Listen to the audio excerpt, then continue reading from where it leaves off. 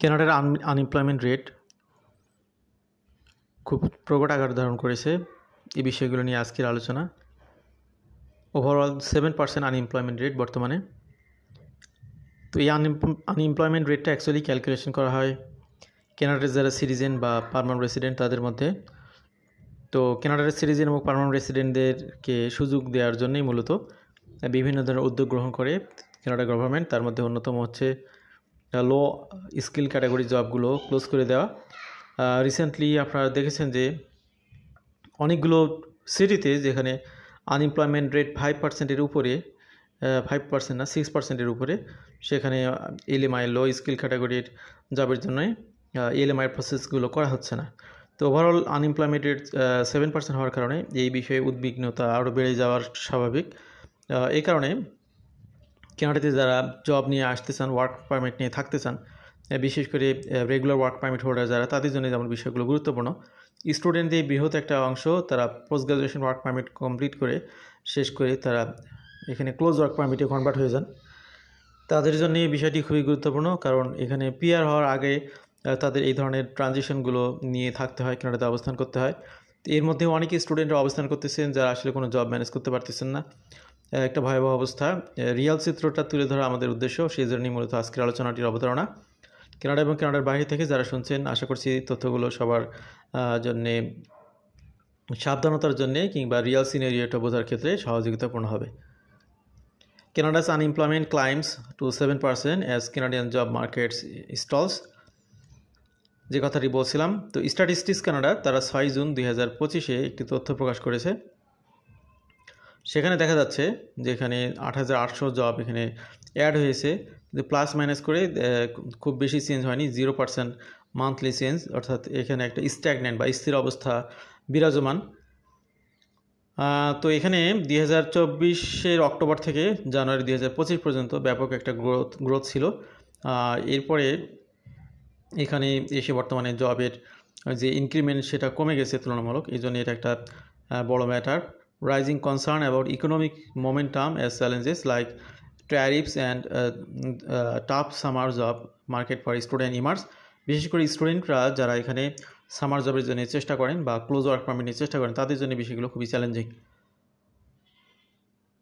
তো এখানে আমরা বেশ কিছু সেক্টরে বিভিন্নভাবে বিভিন্ন ম্যাট্রিক্সে আপনাদের সামনে বেশ কিছু তথ্য তুলে ধরবো। আমাদের সাথে যারা থাকবেন আশা করছি তথ্যগুলো জেনে উপকৃত হবেন।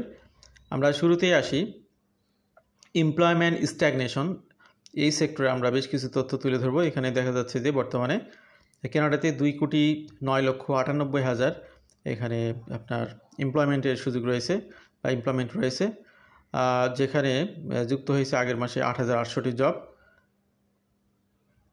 এখানে দেখতে পাচ্ছি আমরা 15 বছর থেকে শুরু করে তার উপরে অধিক বয়সে যারা রয়েছে, এখানে 60.8% জব তারা এখানে হোল্ড করতেছে, matching a recent low from October 2024, অর্থাৎ আগে 2024-এর যে হারে ছিল সেটার তুলনায় বর্তমানে এই সংখ্যাটা কমে গেছে। আনএমপ্লয়মেন্ট রেট 7%, এখানে আগে আরও কম ছিল আনএমপ্লয়মেন্ট রেট, সেটা 0.1% বেড়ে 7% হয়ে গেছে মে মাসের শেষ দিকে এসে। Continuing A 3-month upward trend that has seen A 0.4 point increase since February. The number of unemployment individuals reached 1.6 million, up 13.8% from May 2024, signaling growing challenges in finding work. তো এখানে একটা তথ্য দেখুন যে আপনার মে 2024 থেকে মে 2025 এই সময়ের মধ্যে আনএমপ্লয়মেন্ট রেট বেড়ে গেছে 13.8%, 1,91,000 বেড়ে গেছে। তো এটা কেনার জন্য একটা আপনার চ্যালেঞ্জ, বিশেষ করে যারা এখানে টেম্পোরারি পারমিট নিয়ে আছেন তাদের জন্য যেমন চ্যালেঞ্জ, কানাডিয়ান সিটিজেন বা পিআর হোল্ডারদের জন্য এটা একটা চ্যালেঞ্জিং ইস্যু। দি ডাটা অলসো হাইলাইটস লঙ্গার আনএমপ্লয়মেন্ট ডিউরেশনস।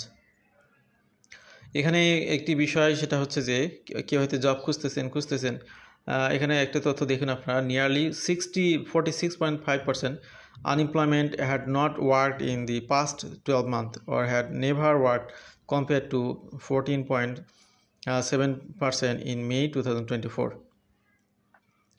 এরপর এখানে দেখা যাচ্ছে যে যারা জব সার্চের কাজে ব্যস্ত থাকেন বা জব সার্চ করেন, একটি জব পাওয়ার জন্য আগে যেখানে সময় লাগতো 18.4 মাস বা 4 সপ্তাহ, সেটা এখন বেড়ে দাঁড়িয়েছে 21.8 সপ্তাহ। তো তার মানে এখানে জব সার্চ করলেই সবাই জব পাচ্ছে তা কিন্তু না, অনেক সময় নিচ্ছে। 21 সপ্তাহ মানে বিরাট একটা সময়। তো এটা একটা issue. This trend points to a labor market where job seekers face increasing difficulties transitioning into unemployment. তো এখানে এমপ্লয়মেন্ট সেক্টরে ঢুকতে তাদের অনেক কাঠখড়ি পোহাতে হচ্ছে। Sector specific Trends, winners and losers. এবার আমরা বিভিন্ন সেক্টর ভিত্তিক যদি পর্যালোচনা করি, এখানে আমরা ইন্ডাস্ট্রিজ উইথ জব গেইনস, অর্থাৎ যে সমস্ত সেক্টরে এখানে জব বেড়েছে রিসেন্ট টাইমে, সেখানে শুরুতে আছে হোলসেল এবং রিটেল ট্রেড। এখানে 43,000 জব ইনক্রিজ হয়েছে মার্কেটে, পার্সেন্টেজের দিক থেকে 1.5% বেড়েছে। রিবাউন্ডিং from losses 55,000 jobs in March and April 2025। আগের 2 মাসের তুলনায় এখানে ইনক্রিমেন্ট হয়েছে। তো এই সেক্টরে যারা জব খুঁজেছেন তারা জব পেয়েছেন। ইনফরমেশন কালচার এবং রিক্রিয়েশন, এই সেক্টরে আপনার 2.3% এমপ্লয়মেন্ট রেট বেড়েছে। 19,000 জব এখানে যুক্ত হয়েছে। এখানে বিশেষ করে মিডিয়া, আর্টস এবং এন্টারটেনমেন্ট এই সেক্টরগুলোতে নতুন করে জব অনেকে পেয়েছেন। Finance, insurance, real estate, rental and leasing, এই সেক্টরগুলোতে দেখা যাচ্ছে 12,000 job, continuing and upward trend with a net gain 79,000 jobs, 5.6% since October 2024। Utilities সেক্টরে 4,900 জব এখানে যুক্ত হয়েছে, 3.1% বেড়েছে। এরপরে আমরা যে সমস্ত সেক্টরে জব লস হয়েছে বা যে সমস্ত সেক্টর ডাউন সেক্টর রয়েছে, প্রথমে রয়েছে পাবলিক অ্যাডমিনিস্ট্রেশন। এপ্রিল মাসে এই সেক্টরে অনেকগুলো ব্যক্তি জব পেয়েছিলেন, কিন্তু এটা ছিল টেম্পোরারি। বিশেষ করে কানাডার ইলেকশনের জন্য টেম্পোরারি বেসিসে পাবলিক অ্যাডমিনিস্ট্রেশনে অনেক ব্যক্তিকে নিয়োগ দেওয়া হয়, কিন্তু পরবর্তীতে এই সেক্টর ইনক্রিজ করেনি, বরং এখানে 32,000 জব ডিক্রিজ হয়েছে। অ্যাকোমোডেশন, ফুড এবং সার্ভিস সেক্টরে এখানে 16,000 জব চলে গেছে বা ডিক্রিজ হয়েছে। ট্রান্সপোর্টেশন এবং ওয়ারহাউজিং সেক্টরে এখানে আপনার 16,000 জব এখানেও কমে গেছে 1.4%, যেটা বুঝতে পারলাম আমরা। Business, building and other support service, এক্ষেত্রে কমে গেছে 15,000 জব, এটা হচ্ছে -0.21%। এরপরে regional variation, British Columbia gains, Quebec losses, অর্থাৎ ব্রিটিশ কলাম্বিয়াতে এমপ্লয়মেন্ট রেট বেড়ে গেছে, কুইবেকে কমে গেছে।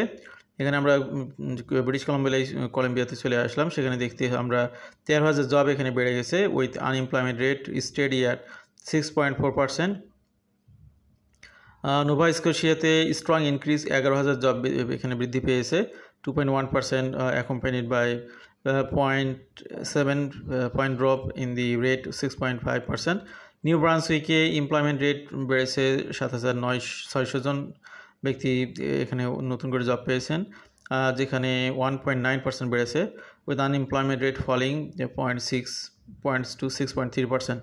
কুইবেকে employment rate fall 17,000, offsetting April's gains. This unemployment rate remained steady 5.8%। এখানে ওভারঅল আনএমপ্লয়মেন্ট রেট কম, এটা একটা পজিটিভ দিক, কিন্তু জব এখানে ওভারঅল আবার কমে গেছে জবের সুযোগ সুবিধা। ম্যানিটোবাতে এখানে আমরা দেখতে পাচ্ছি খুব খারাপ অবস্থা, decline 5,800 jobs, reflects regional challenges.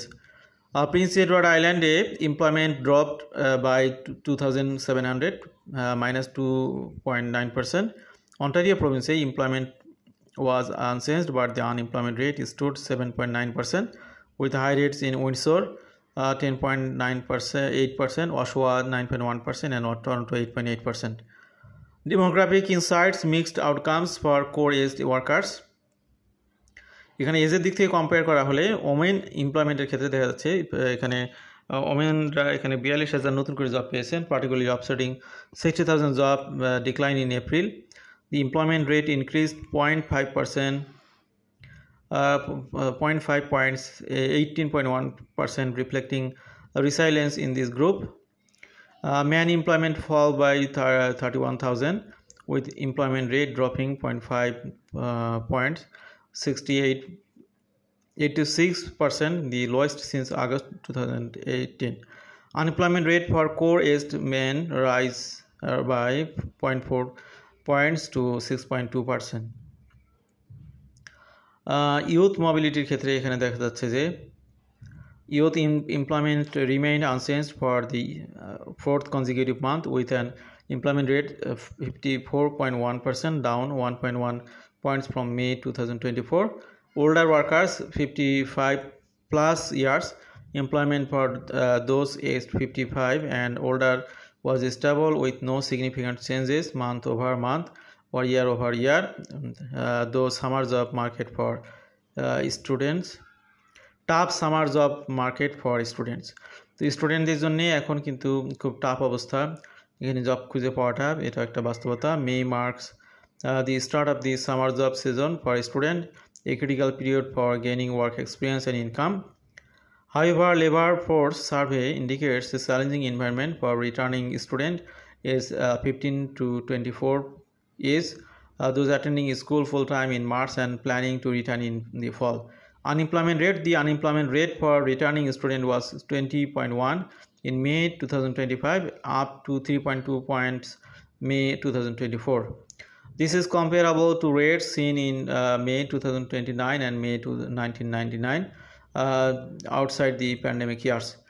তো আজকে আমরা আলোচনা দীর্ঘায়িত করব না, এখানে জেন্ডার ব্রেকডাউন আমরা এটা স্কিপ করছি সময় সংক্ষিপ্ত করার উদ্দেশ্যে।